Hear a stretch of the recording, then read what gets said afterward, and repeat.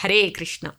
భగవద్గీత 10వ అధ్యాయం 8వ శ్లోకంలో శ్రీకృష్ణ భగవానుడు ఇలా చెబుతున్నారు: అహం సర్వస్య ప్రభవో మత్తః సర్వం ప్రవర్తతే ఇతి మత్వా భజంతే మాం బుధా భావ సమన్వితాః.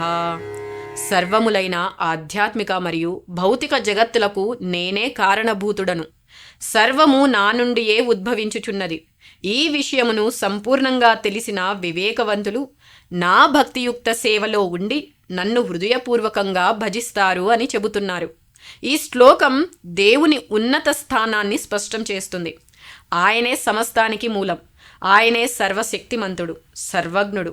అలాంటి పరమోన్నతమైన సృష్టికర్తను అర్థం చేసుకోవడానికి మనం కేవలం నాకు నువ్వు కనిపించు, దేవుడు ఎక్కడున్నాడు చూపించు అని డిమాండ్ చేస్తే అది ఎంత మాత్రం సరైందో ఆలోచించండి. హరే కృష్ణ.